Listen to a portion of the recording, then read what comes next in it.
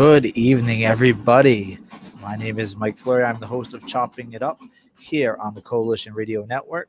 Tonight, I'm going to be flying solo, mainly just talking on what restaurants are dealing with here during COVID and what we're seeing in the future.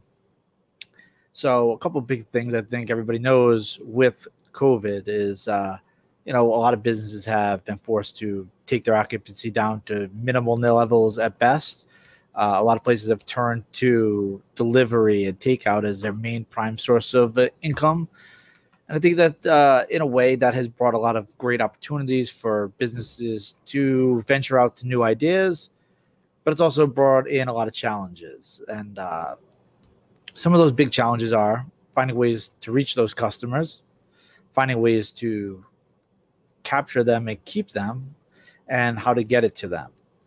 And when it comes to things like capturing them, social media is probably the biggest one that everybody's been using. Facebook ads are massive right now. The numbers are soaring every year.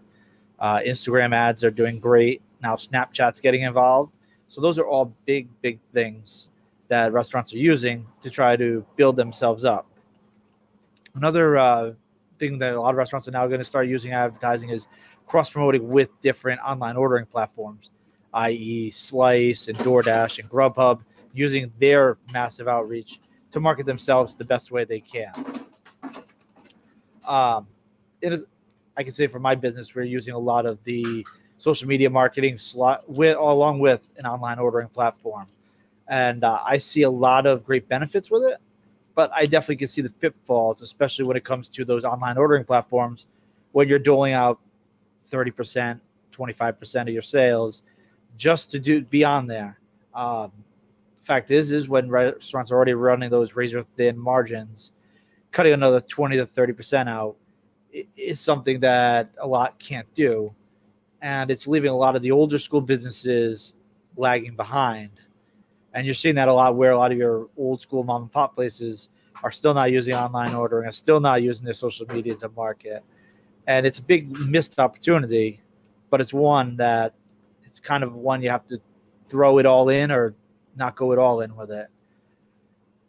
So I view that this is a new trend I think that we're going to see for the next 5 years growing.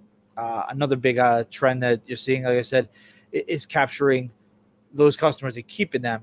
And that's through programs like loyalty programs. You see your TGI Fridays, your Papa Gino's, your D'Angelo's, your Subway using these. It's a big thing that helps drive their loyalty to their customers coming back with different offers. And it's something that now you're going to start seeing local restaurants do. A lot of the major credit card processors are now offering it. Your point of sale systems are offering it. So you're going to see a lot of them do it. But I think them doing it alone is going to be a problem. And I think that one thing I'm hoping to see, and I've heard from talking to other business owners, is a bunch of people getting together and creating their own rewards program together. And I think that right there would do a lot to help grow these businesses. And it would create a great community that we really need these days. I think a great community is what these restaurants need to survive and thrive through the rest of COVID and coming out of it, so everybody can be left standing and growing. Now, when I said also with getting the food to people, there's you have the option, like I said, about the third-party platforms or your own online ordering platforms. Those are big things that I think isn't going away. I think the fact is people are ordering online a whole lot more now, and they're going to be ordering a whole lot more in the next year or two. So it's finding their way to capture that audience. A big way is creating your own program. That way you control your fees, your costs, your delivering of it, and your quality. When you're going through these third-party platforms, if they're delivering it, you have no control over what the driver's doing, how they're doing it, what it looks like when it gets to the door. At least when you have your own people doing it, it's like your old school pizzerias that are delivering their food. They have complete control over how that food looks when it gets to the door. So that's a big thing, but obviously a lot of places that were sit-down restaurants, your fine dining places that now had to switch to a delivery and takeout model weren't used to, and it's them trying to create either a short-term platform to do it, figure out if a long-term platform will work, or using something like a third-party platform works good for them. For those type of things I've seen and talking to people, it seems like third party is the way to go. The amount of infrastructure you have to put in for a true delivery business is massive, and it's going to only get bigger. Insurance costs will only go up on you on that. So using your third party platforms kind of helps alleviate those costs.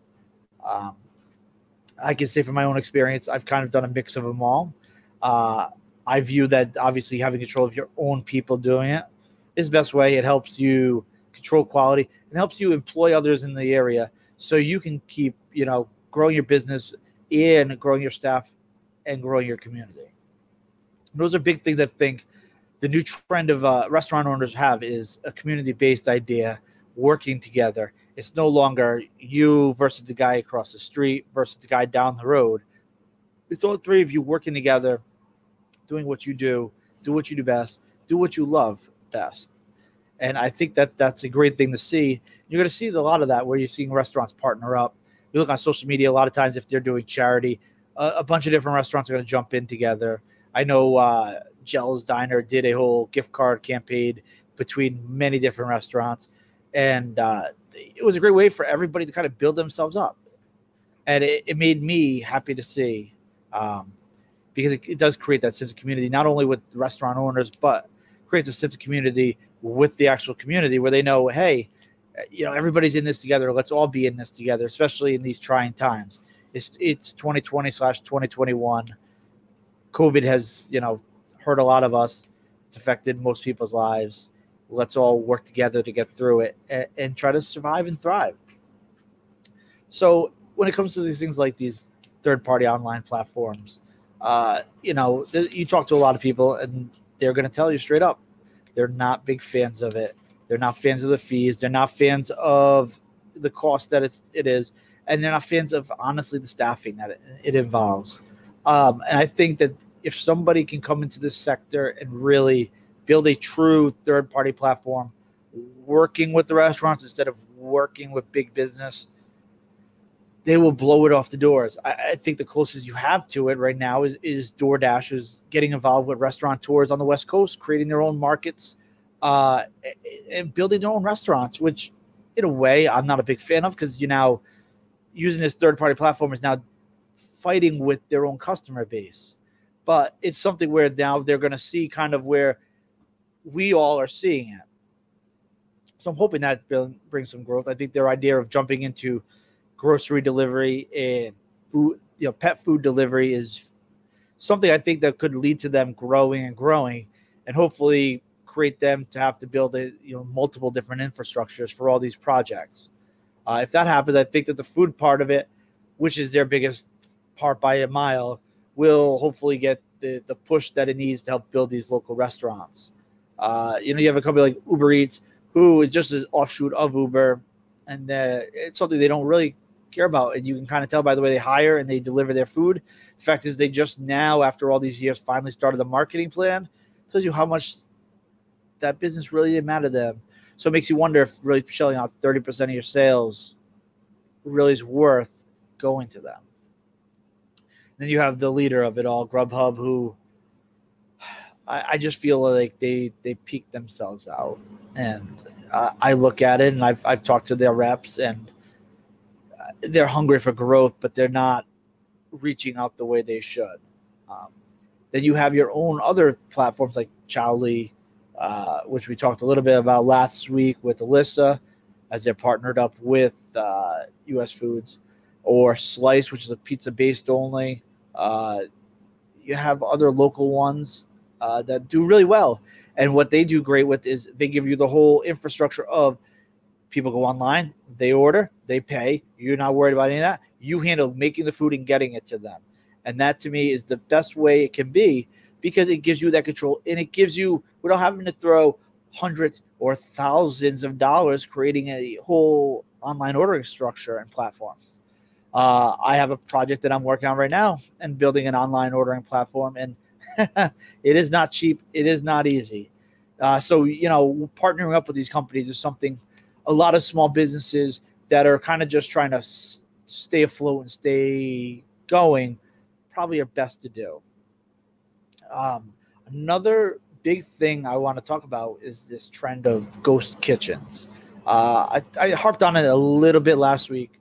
It's a business within a business. It's something really fun and interesting. Something I'm exploring very heavily, and you'll see more talk about it here on Chopping It Up over the next few weeks about ghost kitchens. But it's a wonderful concept where a restaurant can now create 2 or 3 different platforms, keep the same staff on, keep the same brick and mortar, run their own delivery with it, and capture an audience that wants maybe burgers, they want pizza, they want wings, they want Mexican, they want all these different things all in one spot. It's like the idea of Faneuil Hall, in your cousin's pizza shop down the road.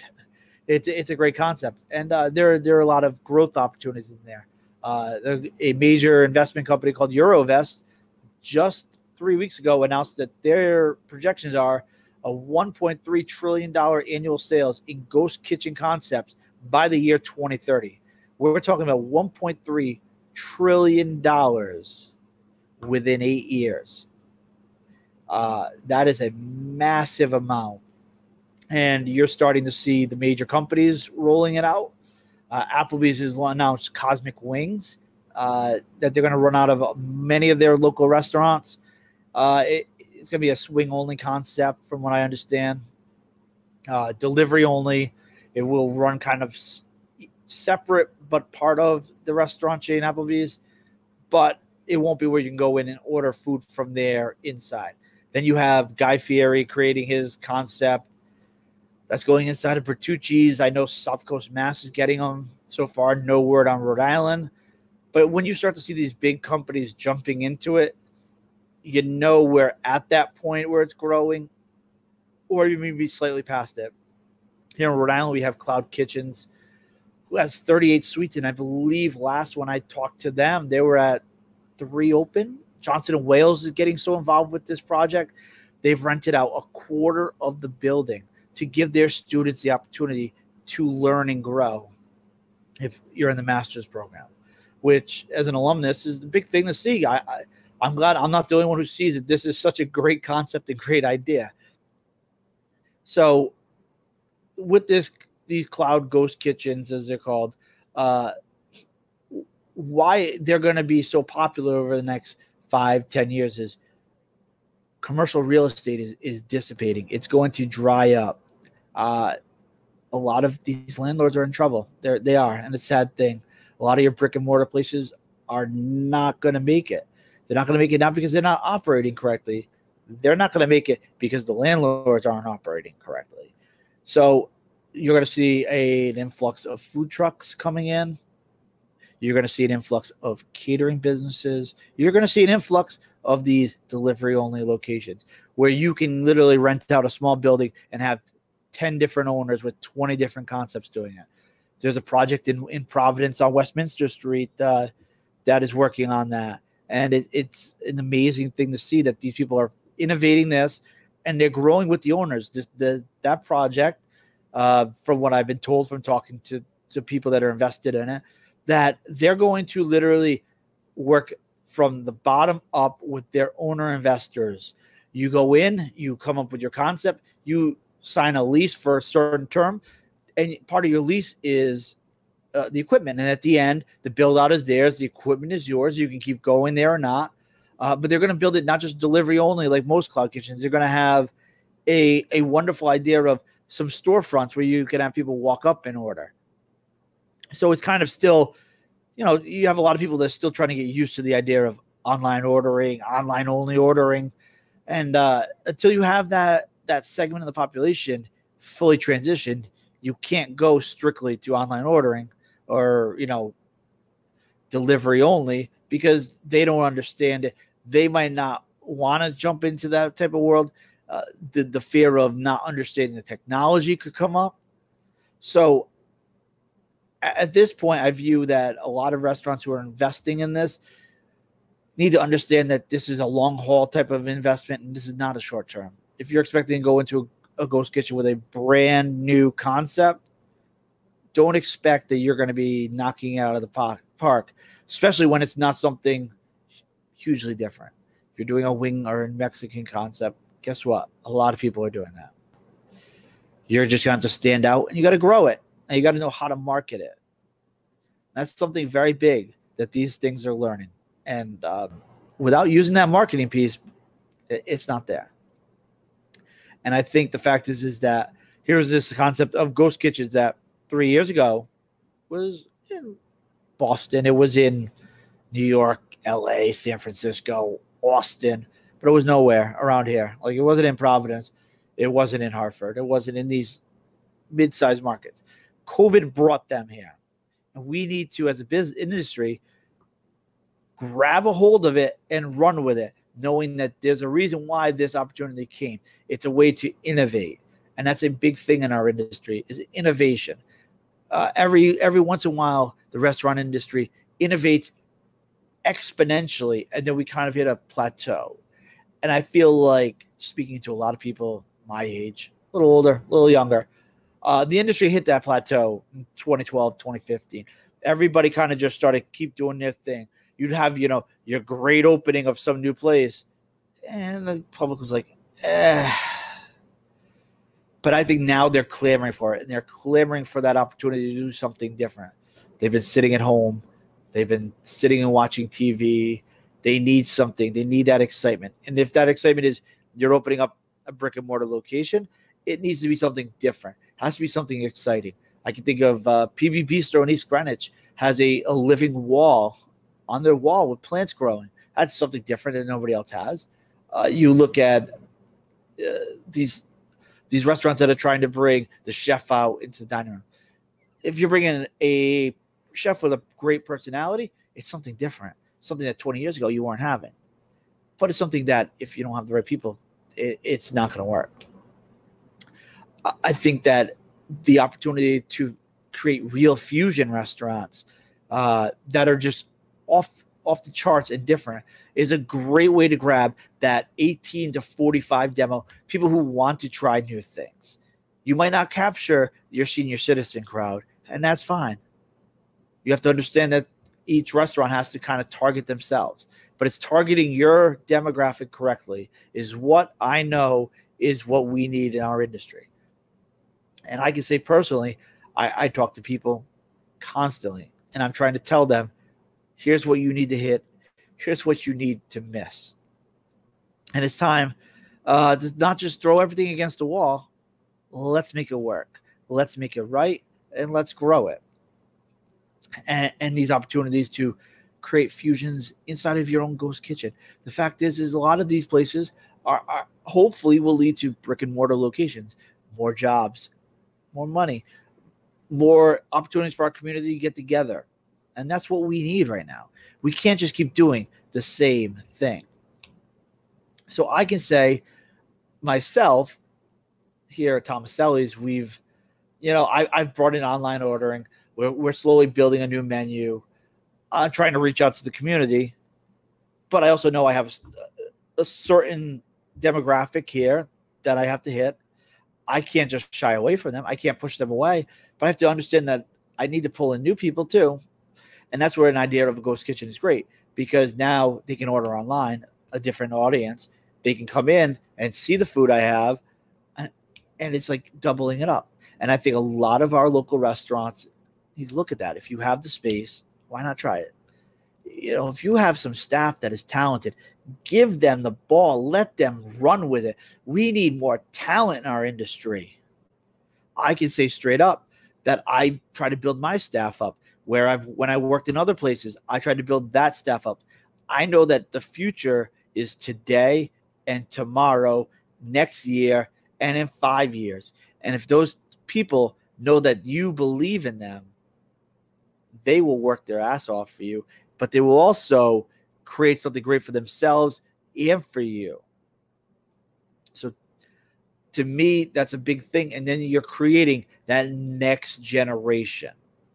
The next generation of people who are going to open up a location, but they're going to work with you. And you create these great relationships. The fact is, if you can get on the phone and call owners of restaurants all over New England, everybody, we're in great shape. We're in absolutely great shape. And the customer base is in great shape, because when people are working together, things are growing. When people are working together in society, things are growing. The fact is if we can lead by example and say to people, here, yes, we all want to make money, but we also want to make everything better for everybody. And we want to work together doing it. Here's how. People are going to be like, oh, crap. Well, why isn't other things doing that? Why is our big box retailers not doing that? Why is our chain restaurants not doing that? Why are we, choosing to go to a Burger King instead of an Axelrod's Fry Shack? Why? They're next to each other. Why are we going to Papa Gino's, and why are we not going to a Little John's Pizza down in Warwick? If we're going to, why are you going to Red Lobster when you have George's of Galilee right in Narragansett? Why are you going to Chipotle when you have a Paco's Tacos in Cranston? It's about creating that community. Do you think Red Lobster or Chipotle cares about the community? No, they don't. We need to be together. We need to work together on it. And COVID is that thing that sadly hurt a lot of people, sadly took a lot of lives. We need to take what we get from this, run with it, learn about it. We need to make it better. I view that if we all do that, or even if half of us do that, everybody's dining experiences are going to be so much better. Everybody's take-home experiences are going to be so much better. Everybody's catered events are going to be insanely better. So let's work together on it. I look at the restaurants, how we don't work together. I look at the wedding professionals. Kudos to them. Getting together, working together, saying, you're not stopping us. Let's work together with these people. Let's get our opportunities back. Let's get our industry back. That's what the restaurants need to do.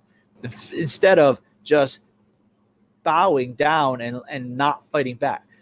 If we fight back and we fight forward and we say, hey, we're doing all this for our community, we're doing all this safely and smartly, isn't that going to make everybody happier and better in the end?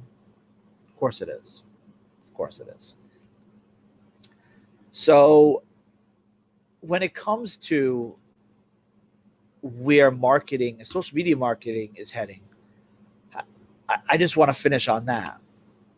I can say without a doubt, so many people are using Facebook and Instagram to decide where they're going to go eat.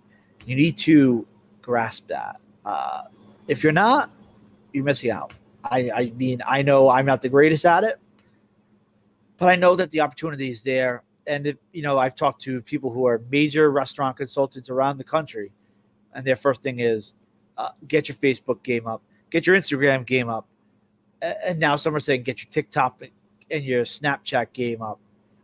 That's something I think down the line, or people are going to be going to. But if you can just build your Facebook presence up, your website presence up, you are going to really grab people's attentions when they're scrolling through their phones before they're leaving work at the end of the day, and they're going to see you. If you're throwing a few bucks down to boost your post, they're going to see you. They're going to be like, well, that place looks good. Let me order from there. Instead of, well, I got an email from this place, this Domino's or this Papa John's, and they're going to order from there. Grab their attention. People want to support local in this state. So give them the reason to do it. And they will do it. So I'm going to wrap this up today. I got a good couple guests coming up the next couple weeks. Hopefully, the roadblocks of this past week won't get in the way.